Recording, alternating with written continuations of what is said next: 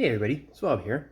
Today we're going to play a solo version of Overboss, the Boss Monster Adventure, published by Brotherwise Games, and it was designed by Mesburne and Kevin Russ, and there's graphic design by Paquette. You got cover art by Darren Calvert, and pixel art by Dupuy, Alberto Hernandez, Meisi, Olate, Dani Oliver, and Raou. And I probably got most of those names a little bit wrong, but it's a 1 to 5 player game and doesn't take too long to play. The box comes with a decent amount of stuff in order to play both multiplayer and solo. And the solo has just a high score mode as well as a campaign mode. The multiplayer is just head-to-head kind of competition.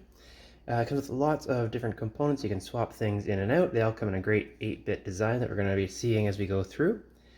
And you can play a really basic game where you're just kind of playing with just the tiles and the tokens. And you can also introduce a more advanced variant in the solo mode, adding in the boss cards, which we're going to be doing today. And if you are playing with multiplayer, you can add in these command cards. It's a bit of a take that component where you can change your opponent's board state, but you can also adjust your own board state, so it adds a little bit more depth and complexity to the game. If you're playing multiplayer, the big thing about it is seeing what your opponents are going to work towards once they flip the boss monster, showing how they gain their bonus points, trying to stop them from doing what they want with the command cards, and then drafting the right tiles. So it could be played very solitaire if you don't look at your opponent's board, or you can play it very heavily competitive if you're also watching your opponent's board state. Anyway, let's actually show off the game though. The game is going to take place on your own personal board. In our solo mode, we're going to be filling up this 3x4 grid to try to earn enough points through placing different kinds of terrain tiles, like this dungeon here. And they all have different scoring mechanics at the bottom, which we'll go through as we discover them. For terrain tiles, we're going to play the suggested basic 5 that you would get for your first game. In this draw bag, you're also going to be adding a number of tokens, and most of them are like minions or mini bosses, as well as things like these crystals here, and portals right here. So there's a bunch of things in this bag, and we're drawing randomly every turn. And what we're going to be doing is looking at a collection of 4 different tiles with 4 different tokens out of this bag, and that is going to be what we get to select through every turn. You can also play a longer version, of course, if you want to play on this 4x4 grid here, if you want a bit longer game. But that's what we're going to be working through. I did mention that we are going to play with an Overboss, and there's a number that come in the game. There's probably more if you got the Kickstarter version, but I did not. I am going to be using... Where is she? Oh, I don't know what I'm going to use is. Oh, there she is. I'm going to be using Cleopatra this game. So if you're playing a multiplayer game, you'd have this card face down, and then once per game, you can flip your card over, showing everybody at the table what your endgame scoring condition is going to be. But when you flip it, you get to do this one ability. We're going to leave the card face up the whole time. But our ability for this Cleopatra is that we can use any token in our layer, and this would be our layer down here. It's where we store things like portals and crystals and unused minions. And you can use it as if it is an unused portal. Or even if it was a used portal, you can use it as well, which is great. We'll probably use that. And then that token's going to go back into the bag. So this will help us kind of move, portals help us move our minions around to different terrain, which would be helpful if you're trying to get bands of monsters or matching monsters. Then at the end of the game, we're going to get 1 extra point for every matching monster that we have on the map. So we're going to use Cleopatra today. Let's get rid of the rest. Let's pop her up here to remind ourselves that we have her. And we're about a couple minutes into the video while we get started on actually playing, and I'm just going to explain how to play as we go. So first thing you're going to do is you're going to pick, there's 5 different terrain types plus the dungeons that are mixed in every game. You're going to have way more tiles than you would ever use in a game, but they're all in there. And so we're going to pull out 4. And we're going to say that this is closest to the pile, and this is the edge, because that's going to matter for later on. And we're going to pull out 4 tiles. So we've got a graveyard tile, a dungeon, a forest, and a swamp. Now, the dungeon, or the graveyards, they get 1 point. Oh, I love the art in this, and they're all different. You're gonna get 1 point for having this graveyard on your player board at the end of the game. And then if you're playing multiplayer, the person with the most graveyards get 5, and second most would get 2. We are not playing multiplayer, we're playing solo today. So there's actually fancy solo rules, and in this hidden spot way down here, it tells you how graveyards work. There's little asterisks for graveyards. For all solo play, you gain 2 extra points if you collect at least 2 graveyards, and 5 points if you collect 4 graveyards. So it's a little bit different. I wish this was somewhere different, because this was actually hard to find. I had to find it on the FAQ before I even realized, hey, it's actually in the rules in the box, just not where I thought I would look for it. I thought I'd be looking into the scoring, into your scoring information on this card here, but that's okay. So this one's worth 1. They can be worth 1, 2, or 3. We have different types of dungeons. We can't put any monsters on a dungeon tile. So this will be a way that if you had a monster token with this, it would end up in the lair. So this one you're going to get 1 point for having the dungeon, plus 1 point for every tile that is orthogonal, so up, down, left, and right, that is not the same. So having like a graveyard and a swamp and a forest and not a desert, a camp would surround it, you get 5 points for that. And if you had 2 forests, well, you get only 1 point for one of the forests. We have a forest tile. If you have only 1 forest in the game, you get 1 point. 2 is 3. 3 forests is 6. 4 is 10. And if you happen to have 5 forests on your grid, 15 points. And then we got the swamps. And the swamps get you 1 point, plus they get you 1 extra point if they are next to or adjacent to another swamp, and they get 1 point if they happen to be on a water's edge. So here you can see that there's water here and water here, so you'll be getting 1 extra point because they have some water connected. If you put it over here, it's connected to a mountain. We get no extra point for that, or in the middle, nothing, right? So you want to put it somewhere where there's water on the edge of the board. That's only 1/2 the things we have to think about drafting. We also have to draft some tokens, so we're going to pull them out of the bag. There's a portal and a graveyard crystal, giving us 1 point for every graveyard at the end of the game.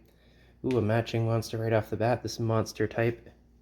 He's got his little tree. Ooh, got a little tree symbol. Come on. There we go. Little tree symbol. So he would match that tile right off the bat, which is always nice. And a crystal for camps.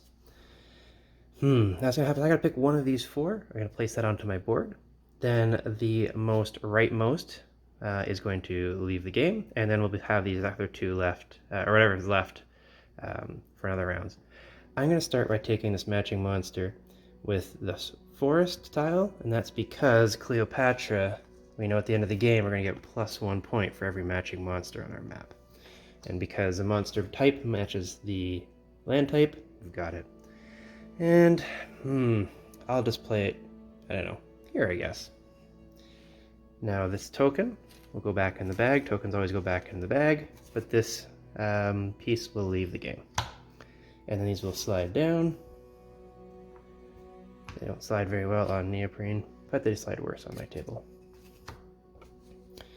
Alright, and now another swamp's come out, and a new land type we haven't seen yet. This is a cave, and a cave you get 1 point immediately, plus you get 2 extra points if it's next to a mountain. So something like here where it's against the mountain, or here you get your 2 points. Over here it would not get those extra points. Now we're gonna see what we can draw out of here. I'll draw this one here first. Oh, a matching monster and a skeleton for the graveyard. This is tricky. I don't think I necessarily want this crystal, but I do like dungeons. I like portals a lot, though our character does give us the ability to use anything as a portal, anything in our layer as a portal. This is only worth 1 point, so I definitely don't really want that graveyard. There's big ones that are worth more. The swamp with the matching monster is really tempting because it's matching right off the bat. It means I don't have to worry about trying to get it fixed later. You know what? I'll take the dungeon with the tile. So the crystal goes into our layer, And the dungeon goes anywhere on the board. I'm going to place it somewhere in the center so that I can have tiles on all 4 sides. And that means this one with the portal goes away, the portal goes back in the bag, and the graveyard goes away from the game. The reason I did that is I'm hoping that I can keep, I can grab this next turn if something better comes out, because then at least I'd have a matching monster. Alright, so I'll shuffle up the bag a little bit. Pull one over here. Oh, portal again. Maybe I accidentally grabbed the same one, or there are a bunch in there, of course. And the guy for a camp. Well, I think still the thing I'm most tempted by is this matching monster. So I'm going to take that, place the monster on the tile, then I'll place it right up here to give me that, because it's against the water, so it's going to earn its maximum number of points, if I can get another swamp here, of course. It's also above the dungeon, so I'll be filling the need for different kinds of tiles. That means the caves go away, and the skeleton goes back in the bag. And these 2 forests slide down. Having a lot of forests would be nice, but it's hard to get that many forests. As you can see, as it's coming out, the 8-bit art is different, even though it's still a swamp tile, still a graveyard. It's different than the last one. Oh, a little bit of fuzz out of the bag. Well, I mean, grab this, it'll instantly go right here, and I'll have that matching requirement, so I'm getting maximum points. And it's got a matching monster right off the bat. I really love portals because they help me kind of control what's going on. But at this point, I don't really need it, so I think I'll just do another matching monster tile. And that means the portal goes back into the bag, and forest goes over there. I should grab one of these tiles first. I just grab them randomly out of the stacks. You can make one giant stack. You could buy the fancy wooden tile tower that you can pick up from the game. Oops, one came out of there. If you have the Carcassonne the Tower expansion, you could just use that, I guess. Alright. A monster that belongs in the cave and a monster that belongs in the graveyard. I need some different types to go against here or here. This graveyard's worth 2 points, which is not bad. I don't necessarily need another swamp. I think I'll take the 2-point graveyard. Now, the monster does not match the type. Right? It's a cave, but it has to go on a graveyard. If you have a tile that doesn't have a monster, you have to put it on there. So it has to go on. That's what those portals are for, swapping him around to somewhere else. Maybe we'll find a cave later. A nice find a cave with a skeleton, and we could swap them. But we'll see if that happens. Let's get rid of that token. Goes back in the bag. These guys slide down. And another swamp. And another graveyard. And that's not a graveyard I really want. It's only a 1-pointer. If I take this piece, I could start working on camps. And I also have the benefit of maybe eventually be able to get that little graveyard skeleton and swap him here. Put him on a matching spot. So let's take that one. And I could put it here, but I might be able to get another dungeon. Dungeons count as different types. So I get a second dungeon in this spot. That'd be best. So you know what? I'm going to slide this up here for now.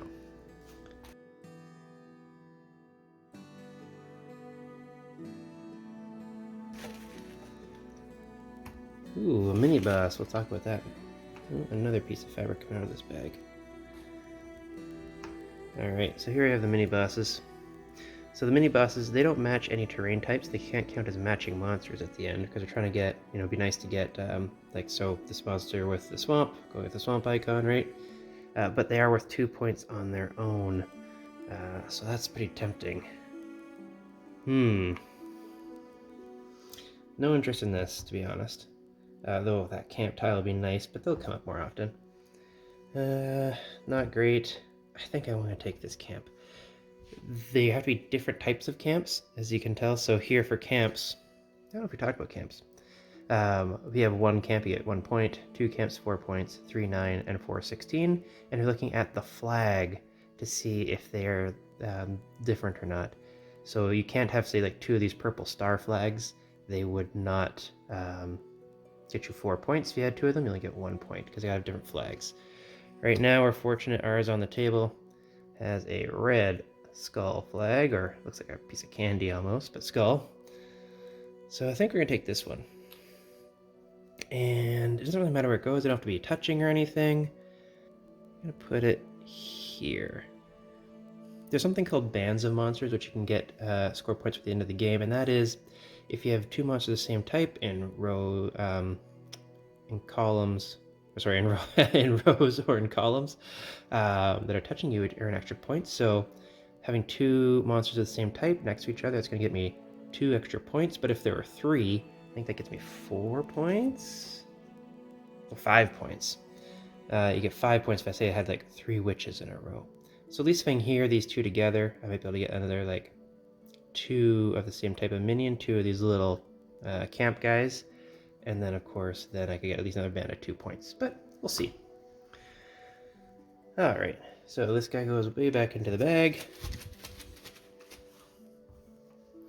and we'll pull out some more tiles. Okay, so a different type of camp, so that would be good towards getting us our 9 points, because that is like a orange bonfire marshmallow roasting camp.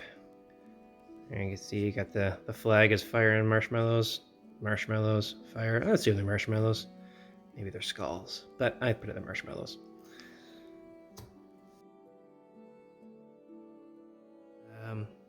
Getting the camp guy would be nice, because then I could be able to eventually transfer him over.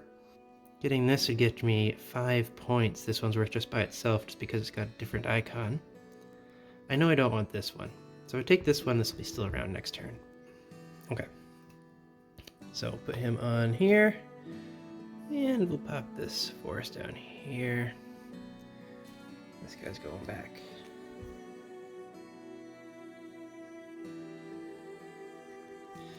Another type of camp, this one. Got the yellow flag there. This one's full of barrels. I wonder if they're exploding barrels. Ooh, got matches right away. Well, I mean, if I spent my next 2 actions getting these 2, then I would have the full 16. If I took this one, I could also transfer and put her here, maybe. See, I got a lot of things I want to transfer. This crystal's not doing much good to me, because it's 1 point per graveyard. I only got 1 graveyard so far. Well, let's take this. And we'll put her, I guess here. Sure, why not? And why don't we use Cleopatra's special ability? I can move any token in my lair as if we're an unused portal, so use that. And I'm gonna put it in the bag, and now I'm gonna pretend it was a portal. So portals will allow things to switch, and I'm gonna swap this guy, swap this guy. I guess in the end of the day it doesn't really matter. Swapping these 2 would have been ideal, because that would have been a nice row. Yeah, alright, let's do that. Maybe not the best play, but that's what we're gonna do. They're not matching monsters, but that row's worth 2 points. Having them match would be worth 1 point plus 1 extra for Cleopatra's ability, so it's kind of a wash either way. Alright. Or it's the same. Alright. This one's got the same red flag we already got, so we definitely don't want to take it.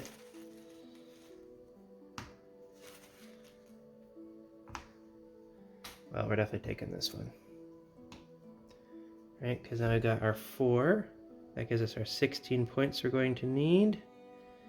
Right, 1, 2, 3, 4 different flags. Yep. Perfect. Alright. Little kobold goes back away. Ooh, that next dungeon we really wanted. Or at least I really wanted. This is the once per turn ability. Normally, of course, or once per game ability. Normally you would flip the card over to show everybody used it. I'm going to put this little used token we're not going to touch again. There, just remember that we did use it. Cover up that ability. I don't think we'll forget. It's only 2 more rounds. taking this would help us jump up to 6 points. It would be worth 3 points to take that. This is not worth anything. Having this portal would be really handy to use right away. Okay, so let's take this and put it right here. It's not great though, because I mean these are the same, so not gonna get many points. But we'll live with it. And take the portal. I kind of want to use the portal right away. What's the best thing to swap?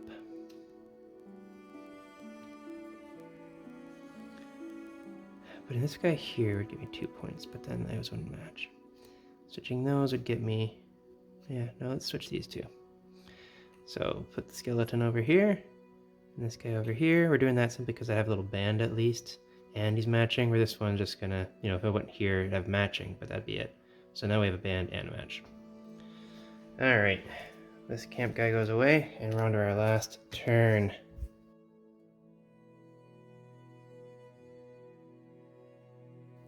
I mean, I guess this would be the one to take, because he's going to be a band with this guy. Small band, not great band, but... Oh, but he's not going to be against a mountain tile. So that's only going to be worth 1, 2, 3 total points. Well, 4 total points, because we'll be matching with that. This one's even worse, so we're definitely not using that one. This one here, that would get us our 3 points. And this guy... doesn't necessarily, this doesn't give us anything. So this one we're definitely not going to use. This one we're not going to use. So it's between these two. Put this guy down, get 3 points plus 1 for that, so a total of 4. Put this guy down, we're going to get 1 point for the actual land. Then another 2 points for banding, so that's 3. Yeah. Alright. There we go. That's our completed board. I guess it's time to score it and see how we did. Alright, so we're going to work for the scoring pile. First scoring, we're going to work through all the terrain types, 5 terrain types. We do have all 5 on the board. And then we'll score for dungeons, mini bosses, which you only have the one dude there, some crystals, which we got rid of, some matching monsters, some bands, and our boss's ability. Wow. Let's see how we do. I'm going to start with forests. And for forests, we have 2 forests, and so that is 3 total points. Nothing too exciting. We'll do caves next. Caves, we only have 1 of them, and only scores us 1 measly point because it's not next to 1 for the base, and then there's nothing next to, it's not next to a mountain, so only 1 point. Then we'll do some camps. And for camps, well, we got all 4, so we got 16 points. So that one's nice, at least. And then we're on to the swamps. The swamps, we got 3 for this one, right? Because 1 for the base, 1 because it's next to a swamp, and 1 because it's next to water. And same for that guy, so that's 6 points. And the final one is graveyards for a measly 2 points. We don't get that bonus because it's for multiplayer. So 2 points. And then dungeons. This dungeon has 4 different types of tiles around it, so it gets 1 for itself plus 4 for that, so that's a total of 5. This one, however, only gets 1, 2, 3, because these 2 are the same. So it gets 1 for this and 1 for this, and then 1 for one of these, and then 1 for itself, so it's 4, so it's a 9. And I guess we could do the tile score. So 3 plus 1 is 4, plus 16 more is 20, 26, 28, 37. Mini bosses, we just have the one guy here worth 2 points. Crystals, nothing. Matching monsters, how many monsters match? This one matches, right? Because it matches the icon, so 1, 2, 3, 4, 5, 6. So 6 for matching monsters. For bands, well, we have this measly band of 2, so that's 2 points. And we have a measly band of here, 2, for another 2 points, that's 4. And then this band of 3, so that's 5 points, so that's a total of 9 for bands. And then it's saying add all this together, all right, so 37, 39, 45, 54. And then the boss has 1 point for each matching monster. So 1, 2, 3, 4, 5, 6, which is right that number there. I guess I need to count that again. And that lands me at 60 points. All right, there we go. 60 points. Excellent. And if you were playing and you really want to know what your high score would land you on, you pull out your solo mode rules and you look at 60 points, and that makes us just barely a boss monster. To be honest, that's usually where I land. 60, 64 points. I don't think I've ever been a Dark Deity. I've never been an Abomination. So I definitely need to step my game up somehow, try to move myself up a little bit. So I hope you like that play of Overboss. This is solo high score mode. They also have a campaign mode, which gives you 6 different challenges, and there's different kind of quests to do for each challenge, and then you can score up all kinds of things, and you can add up and get your score, and you get yourself a fancy kind of name, right? Maybe you'd play on beginner. That sounds like me, and then you'd and be a very spooky minion if you did really poorly. And kind of work through that. So that's a fun little extra bonus they got going on. Yeah, so that is that. I hope you enjoyed the playthrough of it. I think that it normally takes me less than 10 minutes, right? Because you're only doing 12 pulls, right? Or 12 drafts. So it really does not take long. 10, 15 minutes kind of tops. To play it by yourself solo. Playing 2 or 3 player, most likely like you're landing like to 20 minutes, maybe pushing it to 30, but I don't even know. Well, I haven't played it with the full player count of 5, so I can't comment on that. But yeah, so hopefully you like what you see. There are more tiles in the box if you were... Right, there's whole other kinds with different rule sets. You got volcanoes and clouds. I don't actually know if they're called clouds. Yep, cloud islands. Summoning circles and castles and deserts. And they, of course, come with their own different types of minions, right? That would go on the board. And you got their own little crystals that go with it too. So you can mix and match it however you like, and it adds a little bit of different rules to them. So the ones you just have are just like the most basic recommended play for your first play. All right, have a good one, everybody. Oh, I should mention that I was talking to a buddy in Alberta who watched these videos. The first one I posted maybe about a year ago, and then was very surprised to find out that there still more existed. And apparently it's my fault for not telling him to like and subscribe. So I guess I'll say like and subscribe if you happen to live in Alberta, or I guess anywhere else, so you don't miss another one of these infrequent video updates. All right, take care, everybody. Bye-bye.